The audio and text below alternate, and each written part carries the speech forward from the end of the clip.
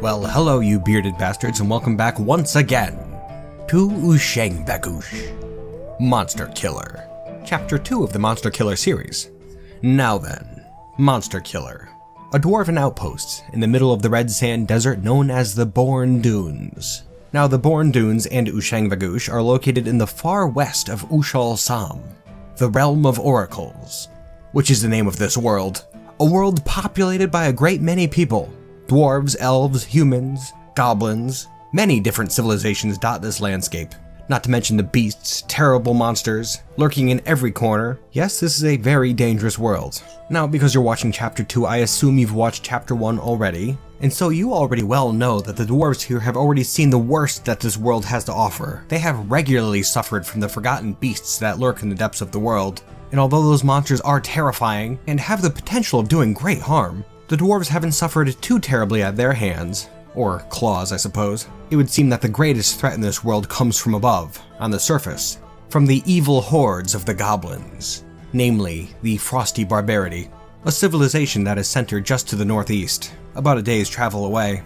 Yes, those goblins have waged a terrible war on us, and each attack has been stronger than the last, with the last of their sieges doing the most damage by far. In that attack, half of our military was destroyed, and the remaining dwarves were badly wounded and extremely tired, but luckily we managed to chase those green-skinned bastards and their damn beak-dog allies back out into the desert. Although at this point, I'm not too sure how much longer we can survive without proper defenses. Not to mention those forgotten beasts. As I had said before, their attacks haven't done too much damage to the fortress, but if a particularly bad beast showed up in our current weakened state, then it might end up doing some serious harm to us. Kinda terrifying. Now then, let's see. The current state of Ushangvagush. We had just suffered a terrible siege, as I had said, and there's still quite a bit to pick up from that mess. Doors to replace, that sort of stuff. Yeah, we're doing a good job at that. The corpse piles down in the caves are filled, for now anyways, but we'll get that taken care of, no big problem. Something that is a big problem though, is if we take a look down here, you can see our memorial hall, which is currently filled to the brim with dwarf corpses, all in these little coffins here. And unfortunately, we don't have any more room for bodies, so we're gonna have to figure out a solution to that. Now, one of the biggest projects in this fortress currently is getting the large number of items in the old fortress moved down to the new fortress, so that we can successfully live down there. This place up here was great at the beginning, but it's not very defensible. Very dangerous, you know. And so that is priority number 1. Move all this crap down to the new fortress, our new home. Now, let's see here. Other tidbits. If we take a look over here and then down a level, this is our cave crocodile chamber. Now you probably remember that a few episodes ago we managed to get our hands on a couple of wild cave crocodiles from out in the caverns, which we successfully bred, hatched those eggs, and then those hatchlings we've been diligently training up into adulthood. And all these cave crocodiles here are now adults, which is fantastic news. 21 full-grown cave crocodiles. Quite formidable really, and I would dearly love to use these guys in some sort of a trap. I think that'd be pretty cool, but I'm not going to go too hog wild on it quite yet, just because I don't think these guys are going to be too great in fortress defense unless we have a great number of them. But now that we have a bunch of adults, we could start producing a ton more eggs and just be overflowed with crocodiles. So I'm probably going to take it slow to start, just until we have a good supply of crocodiles, you know. Now another reminder, over here in the western caverns, down on the 3rd cavern level, we have this forgotten beast, a giant weevil. Now I thought I had designed a nice clever way to capture this forgotten beast in one of our forgotten beast pens, but it really doesn't look like this creature's going to be able to get through these stone doors that I have this corridor blocked off with. Just another pain in the ass thing we're going to have to figure out at some point. I was really hoping on getting this creature out of there and into one of our forgotten beast pens so that we could utilize it in part of our fortress's defense. And I suppose I am still hoping to accomplish that at some point, but we're going to move that project to the back burner, just till we're safe, you know. Now another big thing. Our fortress is poorly defended at the moment. Another attack by the Frosty Barbarity could easily wipe us out, I'm thinking. And so another high priority task I have planned is taking this hallway here and turning it into a trap-filled nightmare for those goblins. I want them to get down here and not be able to get any farther. We should not be focused on killing goblins. And so really I'm hoping to get our defenses more automated, without making it too easy, you know. Now at this current juncture, I'm not exactly sure how I want to defend this hallway, but we'll get it sorted out in time. I do still currently have the game paused, just so I can get all my ducks in a row, you know, get everything nice and sorted out. And you know, I was thinking that while I still have the game paused here, it might be nice to do a quick overview of all the notable dwarves in the fortress. We had so many characters pop up and then get killed in Chapter 1, that I think it'd be nice to see who we have walking around the place. I keep waiting for things to settle down a bit so I could do something like this, but I guess I have to accept the fact that it might never settle down. It certainly hasn't so far. So yes, while we have the game paused, let's do a quick overview of the notable dwarves in the fortress. What do you say? Now then, let's see here. First off, we have Ushangvagush, the Batkiller, our queen, and a dwarf who I'd easily consider the most important facet of our fortress here. Ushangvagush is the dwarf who originally led the first 7 dwarves to the Born Dunes, our current location. And also you might remember she was not our first queen either. That was Batkiller, who met her end in a grisly incident involving a ghost in the early days of the fortress. Soon after, Ushangvagush took the throne.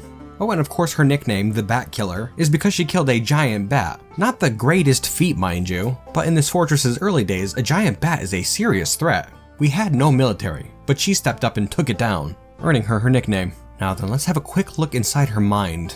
I'm curious what she's thinking. I haven't really ever looked into it too much, honestly. Alright, well we can see here she's currently feeling self-pity after leading an unexciting life for so long, self-pity after being unable to practice a craft for too long, self-pity after doing nothing creative for so long, self-pity after a lack of abstract thinking for too long. Well that's not great. While currently she is considered to be a rock biter, one of the miners of the fortress, so that's what she's been primarily doing. But maybe we should set her to making crafts. I think she'd like that, what do you say? Yeah, we should give her something more interesting to do. She is our queen after all. And let's see, besides that, she's currently 72 years old, approaching middle age for a dwarf. It also says she's scrawny. I can't remember if it said that before or not, but I suppose the stresses of running Ushangvagush would make one scrawny in time. Her dream is mastering a skill, and this dream was realized.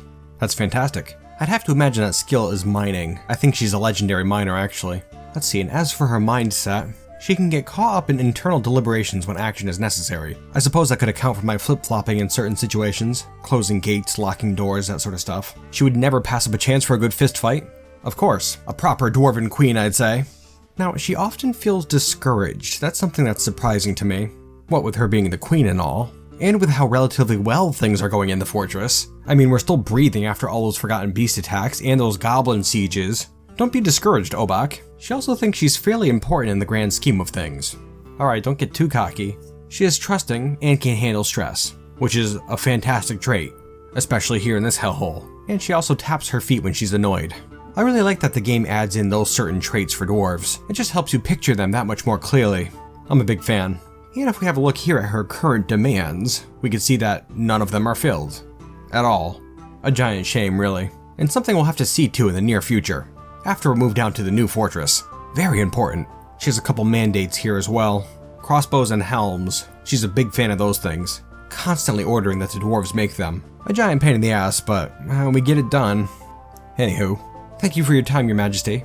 Let's move on to the next dwarf. Next up we have the captain of the guard, Einad no Kimisan, and one of the longest running members of the Sandblades. She is a prestigious military dwarf. She's been through every single one of the goblin sieges so far, and on top of that she's a legendary axe dwarf. Now she is currently 81 years old, about middle age, and is described as being basically unbreakable, unbelievably strong, extremely agile, and very slow to tire. Quite a dwarf, huh? Now it says here she's dour as a rule. She's also assertive and somewhat quarrelsome, but she also likes parties and merrymaking, as well as friendship. Alright, we have a rather complex dwarf here it would seem. Very interesting. Oh, and it says she too can handle stress, and she often feels discouraged as well, the same as our queen. One of the most interesting things I'm seeing here about Einad is that she has some pretty decent armor here, including a steel helm and one steel boot, but her weapon is a copper battle axe. Copper being the weakest metal in Dwarf Fortress, and on top of that it's a pretty beat up axe, like big time. But if we take a look here, she's gotten quite a number of kills with the thing. 19 kills. One of which is a blind cave ogre. Very impressive. It would seem she's a bit reluctant to let go of the thing. I couldn't blame you, I suppose. Getting attached to an item, whatever, you seem to be doing fine with it, so feel free to hang on. Now then, we take our leave, Einad. Be well. Next up we have Moma's Kolbekhor, also known as Ratbite, the shirtless dwarf. Or I suppose I should say formerly shirtless dwarf. She's completely clothed now, which is fantastic news. I have to assume the other dwarves were petitioning against her nudity. This is a decent fortress after all. Can't be walking around with their business all out there. You know. Now she's currently wearing a troll fur tunic.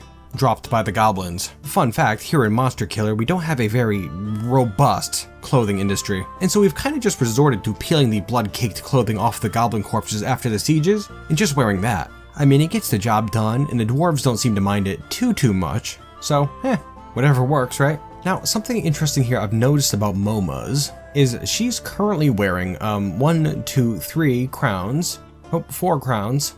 Oh, 5 crowns actually. So, what the hell? She's wearing 5 crowns. Impressive really when you think about it. Each of them is a bone crown created here in the fortress. Apparently she's just helping herself. Kinda greedy, huh? She's currently 67 years old, and one of her toes is smashed open. I'm pretty sure it's been that way for quite some time. Also, she's just loaded with scars from a fight earlier on in the fortress. I'm not too sure with what. I know she fought and killed a giant rat, but I guess I don't remember her getting beat up too much by it. But I suppose that must have been what did it. Oh, you know, it says here that she likes crowns. That makes sense. 5 crowns. And she dreams of crafting a masterwork someday. Well, I'm sure she's going to accomplish that. She's currently an anvil beater, one of the fortress's blacksmiths. And so yeah, not too worried. And also taking a quick look at her mind, it looks like she appreciates friends and the company of others overall, but she's also very private and ambitious. Well, anyways, keep at it, Ratbite. You'll craft your masterwork someday, I'm sure of it. Next up, we have Ingiz Sazirthalal, the leader of the Griffins of Steel. He's been in the fortress for a couple of years now, and actually this is the dwarf who was our first hammerer. And he seemed all too eager to pick up a hammer and start doling out punishments to law-breaking dwarves. So I've been keeping an eye on him, but I gotta say he's really proved himself getting through that last siege. He pulled through tremendously. Now he's only had a couple of kills so far, a couple goblins and a troll, but he really can't be blamed. The Griffins don't even have a proper barracks yet, so they haven't been able to train their skills outside of actual combat. He's currently 84 years old, one of the older dwarves in the fortress, and well, it says he personally values nature, which I find surprising, and he also dislikes cooperation. It does not really value skills related to fighting, so maybe not the best choice for the leader of a military squad, but hey, here we are. Now he's also very curious, sometimes to his detriment. That's very interesting. He's also intellectually stubborn, prone to jealousy, prefers to present himself modestly, and finds obligations confining. So what we have here is a dwarf who really wants to do things his own way. Kind of a loner, but hey, that's cool. It also says he stiffens up when he's surprised, and he talks to inanimate objects when he's thinking. Oh, and to finish it off, it says he really doesn't care about anything anymore. It's kind of a shame, really. He hasn't been in the fortress for that long, but he's already experienced so much mental trauma with that last siege, that he's kind of just grown dead on the inside. Yeah, that's no good. But that's the life of a dwarf, I suppose. Just gotta keep on trucking, dude. As you were, Ingiz. Next up, we have Asmel One Hump Zezitdakas, leader of the Rough Lovers, and a dwarf who would seem to be loaded with character. Although let's have a look. Well, first off we can see he's wearing an iron helm, as well as an iron breastplate and iron boots, and of course his Forgotten Beast shell gauntlets. So that's good, fairly well defended. Certainly better than being nude. Oh, and that's right, I forgot I had redone these squads, and I have to reassign his thong. Just a moment. Ah, there we are. Good to go. Anywho, let's take a look here. Well, it looks like he's killed 5 beak dogs and a goblin, probably by strangling them to death, I would imagine. And he is 80 years old, and stout. Okay, so he's putting some weight on. Oh, and you know, he's got quite a few scars on him too. That's pretty cool. I suppose that would happen when you fight in the nude.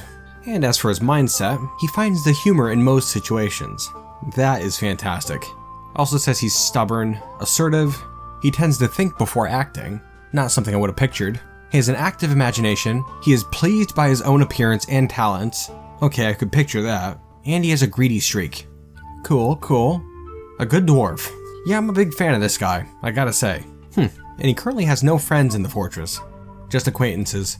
I should really start giving the dwarves some more downtime so they can start forming relationships with each other. But for now there's too much work to do. Speaking of which, keep up the good work, buddy. Alright, and so that's a few of the notable dwarves in the fortress. There are still quite a few others that I'd like to get to, but I don't only want to focus on the notable dwarves this episode. We should also do some stuff in the fortress, because there is a ton to do. So then, the game is currently paused. Let's unpause. There we go. Dwarves are back to work. Very good, get to it. Very few idlers in the fortress right now, very good. Now then, let's see. I currently have the stills working at maximum production. We are very low on drinks, but I'm not terribly concerned about it. Shouldn't be a huge issue. On top of that, we currently have a Crundle infestation down in the 3rd cavern level, but I have the rough lovers on it. Good dwarves. Keep at it. And while the dwarves are getting these items moved down to the new fortress, I suppose we should take a serious look at our entry hallway. We need to get this place defensible. Big time. And you know, I think the dwarves are feeling ballista-y. How does that sound? We have a couple of nice long stretches here, and I suppose we could work in some ballista action. That'd be pretty cool, huh? That being said, I don't have much experience with ballistas, but I think we can get it to work. Like down here at this end. Now, I know ballistas can shoot through fortifications, so let's see here. If I came over here to the left of the end of this hallway, and just made like a little bunker over here somewhere, then I should be able to make some fortifications here that dwarves can shoot bolts through, right? I would think so.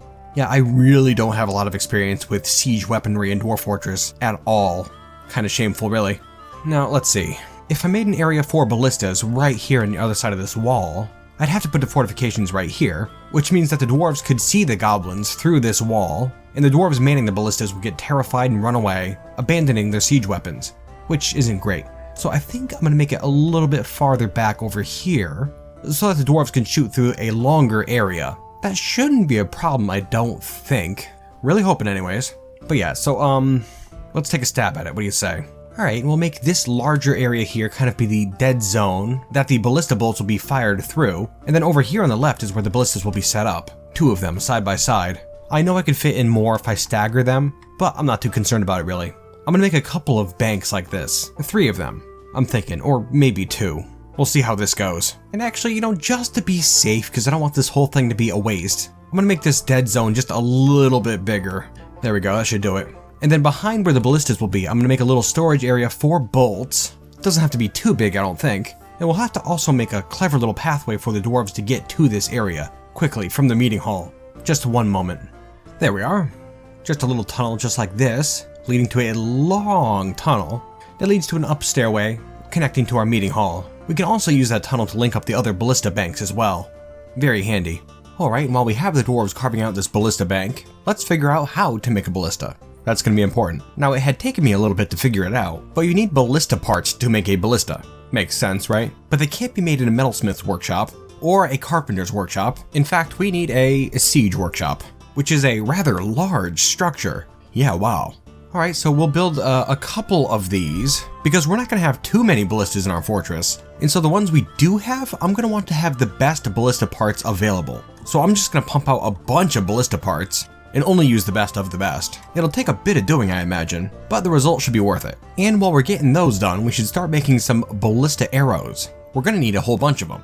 And we can make those in a metalsmith's forge. And you know, while it would be nice to fire iron or steel arrows, I know some members of the military don't yet even have iron armor, so I'm thinking we should use the iron bars that we have on armor instead. And we'll instead make arrows out of bronze and copper, all the metals that we're not really using that much. Alright, there we go. We should be pumping those out momentarily. And in the meantime, I'm going to make sure to melt down any other spare goblin equipment we have laying around. Remember, we still haven't really accessed much in the way of ore here in Ushangvagush. Only silver. Nothing terribly useful, unfortunately. Alright, so we're all set. Full production. Pumping out some more charcoal just to be safe, melting down goblin armor, and forging some quality ballista arrows. Fantastic. Alright, and down here in the fortress looks like our siege workshops are all set to go. So we'll order up some ballista parts, and we'll make them out of... how about fungi wood? Just so they're nice and uniform looking. Okay, and we're good to go. Oh, and also it looks like, I may have ordered up only the ballista arrow heads to be made. I didn't realize that. I thought they were making the whole arrow. Okay, well that's good to know. I'll have to actually assemble the bolts afterwards, using the arrowheads that we're forging upstairs. Easy enough, really. Anywho, over here it looks like our ballista bank is all carved out now. Let's get it smoothed up a tad. Can't have it looking too shabby. Oh, and you know, it might also be nice to start putting some thought into making a training area, because none of my dwarves have any skill with siege equipment at all. I suppose I could put a bridge over here on the right side of this dead area right here that I could raise up, and then these ballistas over here could just go crazy as long as that bridge was up, and the ballista bolts would just bounce off this bridge. Yeah, maybe we'll do that. And we'll just put it right here. How about? Okay? And actually right here we're gonna dig out a channel after that bridge is built, so that the ballista bolts can fall down underneath right here, and we'll make a path up this way, and my dwarves could just walk down and retrieve those fallen bolts. Very cool, I'm getting pretty excited about this. Alright, so the dwarves are working away on the ballista bank, and while they're doing that, I have another idea for a trap. These guys here are cave crocodiles. I'd really like to use them some way, and it would be nice if I could do it in conjunction with our ballistas. And so I'm thinking, looking at this hallway here, it's not like I could just station the crocodiles in this hall. That would be very dangerous for them. I could potentially make little cubbies on the side so that when the goblins got close, the crocodiles would rush out and attack them. But that also doesn't sound like a terrific idea, because there's going to be ballista bolts getting fired down this hall. I wouldn't want the crocs getting hurt. And so I'm thinking of making some sort of a shallow pit trap that goblins could fall down into. That would also be filled with cave crocodiles. That would be a good idea, I'm thinking. We could kind of control the number of goblins that get sent down to fight the crocodiles. The crocodiles would be out of harm's way, for the most part. Yeah, I'm liking that. Alright, now let's see here. I'm thinking we try to make a pit over on the eastern side of this hallway. That's triggered by pressure plates over to the west here. I'm a big fan of those pressure plates. Plus, if we put them down at the end here, that means a good number of goblins could potentially get into this hallway by the time that pit opens. Which would be good because then it'd be trapped, no way to escape, and then I could have my military rush down from this living area here, and then just take out the rest. Yeah, I like that. A much better plan than the one we've been working with, which is to say we've had no plan so far, pretty much. Speaking of which, something I've been meaning to do. This stairwell here, that one in which so many of our good military dwarves were killed last siege. We have to do something about that. And so I'm thinking I'm going to block up this rampway, the one that the wagons will use to get down to the new fortress, so that if you're taking that rampway, you end up in the new fortress and can go nowhere else. Okay? And on top of that, I'm going to get rid of this one last falling trap we have on the surface, and I'm going to get rid of all these stonefall traps that we have left up here as well. They don't really do much anyways, let's be honest. And once all that stuff's cleared away, I'm going to make a nice gate on this stairwell here, just so that we can close it up during sieges. That'll make it much safer around here. Oh hey, would you look here? We have an artifact. Thob Storlut Kilrud, the lover, has created Sirolultar, a cave spider silk braze, which is, I believe, a type of legging, right? He claims it as a family heirloom. Let's have a look. Lens gilt. Oh wow, yeah, that's a busy one. This is a cave spider silk braze. All craftworkship is of the highest quality. It is encrusted with round diorite cabicons and oval gold opal cabicons, decorated with cave spider silk and highwood, and encircled with bands of pear-cut gold opals. It is made from cave spider silk cloth. This object menaces with spikes of cave spider silk, and on the item is an image of Tista Molten Clean, the human, being killed by the dwarf Cadol Work Prisons, which relates to the killing of that human by this dwarf with a silver spear in the early summer of 252. Must have been our first siege, I imagine. Pretty cool. And on the item is an image of Lens Gilt, the cave spider silk braze in gold opal. Yes, that's right, it has an image of itself on it. Well, pretty interesting. You know, I do find it interesting that one of the lovers made this artifact, and it does happen to be legwear. Maybe he's trying to tell Asmal something. Well, I'll tell you what, Asmal, have at it, buddy. We need to get you covered up. There we are. That being said, he is fairly well covered at the moment. He has every piece of gear he needs, including iron greaves. But that might be a bit much. Yeah, I'll tell you what, we'll get rid of those. I feel like he'd get a kick out of just wearing a thong and some braze. Yeah, most likely. Well, enjoy, you bastard. Oh boy. A forgotten beast. The forgotten beast, Sanina Amura Thatima, has come. A huge quadruped composed of snow. It has a short trunk and it squirms and fidgets. That is it. I'm not too worried about this one at all. It's just snow. It appears to be on the first cavern level. Okay. And so let's take all of the squads, A, B, C, D, and I'm just going to tell them to go out and kill it. Go ahead, guys. Now we're following the beast. Let's see how it goes. The beast is moving through the tunnels, trudging along, clumps of snow and frost falling from its gigantic body. Moving in fairly quickly, I don't see any civilians in the area, which is great. I just had the log tossers come down here to chop down some trees, and here come the dwarves, fighting, and it's dead. Not even an issue, what did I tell you? Yeah, that was nothing. One of the spikes ran up, smashed off both of its front legs, and then dealt a killing blow to its upper body, smashing the beast to pieces. Wonderful. Another beast down. You gotta wonder how many could be left in the world. We've been doing a pretty good number on them. Anyways, back to work, I suppose. Ugh. One beast down, and another shows up. An elven caravan from Ep.11 has shown up. After their travesty of bringing us a gem pedestal, I'm not too sure if I see it in me to do some trading with them. But I guess we'll see. They still might have something interesting. You never know. Let's see what they have. We have some tasty looking animals. We'll take them. Some clothing. Sure. Gods know we need it. And that'll about do it. And we'll trade a pittance for it. I wish I could say it was a pleasure. Now off with you elves. The dwarves have bigger things to attend to than your forest affairs. Alright, it's looking like our ballista bank is totally carved out, smooth, and cleaned out now. So let's get those ballistas in place.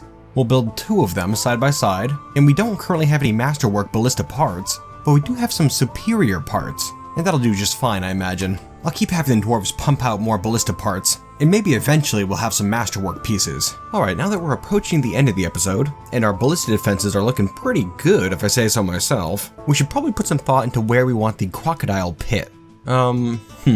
Well, I'm thinking it'd be pretty cool if we put it, how about down here? Yeah, you know, I've got a bunch of mason workshops set up in this hallway. Just a temporary thing, really. But maybe we'll just make this whole section of hallway the crocodile pit, just so that we can get a whole bunch of goblins thrown down there when we set it off. That'd be pretty killer. We're gonna have to move all this stone out of the way, but no biggie. Boy, it's gonna be a pain in the ass to try to figure out where to put all this stuff. We need so many different places for workshops and storage, and really I haven't even put that much thought into it. But, whatever. One thing at a time. We have to get our fortress defended. Anywho, and then we'll get a row of pressure plates set up right here, right at the end of this hallway. There we go, just like that. I made it so that only non-civilians can set it off, of course, and on top of that I also made it so that only creatures between the weight of a goblin and the weight of a human can set it off. That should do the trick. Alright, now then, crocodile pit. It's going to encompass this whole stretch right here, and I'm going to make it a few Z levels deep too, just to make sure the goblins are a little shaken up after the fall. And I'm also going to make an access stairway over on the side, just right over here in this corner. Let's make it 5 levels deep. I think it'd be neat to put some water in there too, because crocodiles can swim very easily. Goblins cannot. So yeah, we're definitely going to be doing that. Are we for real right now? A vile force of darkness has arrived yet again. This is getting ridiculous. Man, you know, this episode was going so smoothly too. Unfortunately, I don't yet have a good way to lock up the stairwell, and none of our traps are good to go. Not really anyways. I'll tell you what, no. We're not losing any damn dwarves this time. I'm getting all the dwarves into the fortress and I'm gonna lock up these 2 passages right here, so that none of those invaders can get in. How's that sound? Call us cowards if you like, but we've taken too many beatings from the Frosty Barbarity lately. It's not gonna happen this time. We are locking it up. You gotta do what you gotta do. Sometimes you just have to make that smart decision. Well guys, I suppose I should start wrapping this episode up, huh? On yet another cliffhanger, which I know you guys just adore. But again, sometimes you just gotta do what you gotta do. Well, this was a pretty fun episode if I say so myself. Had a little bit of everything in there. We had a forgotten beast, a goblin siege, a bunch of interesting traps, an artifact, and we got to meet a bunch of our favorite dwarves. Not all of them though, mind you. I mean, we still haven't looked at Venom Blood, or Dosum, our Beastmaster, and on top of them, a bunch of other dwarves have stepped forward in the recent months to take more interesting positions in the fortress in an attempt to help solidify Ushangvagush's position here. Now, just taking a look here, we have a new bookkeeper, an alchemist, a fortress guard, an explorer, yeah, a whole bunch of interesting characters, and ones we'll touch on in the coming episodes. No worry, it's all gonna be explained. I just hope they all survive. Anywho, you bearded bastards, I really hope you enjoyed watching this episode, the first episode of Chapter 2 of Monsterkiller, although I'm not even sure if I'm going to cut it up like that. I'll probably just make it episode 11, and I hope you'll join me here next time in Ushangvagush, Monsterkiller. And until next time, you bearded bastards,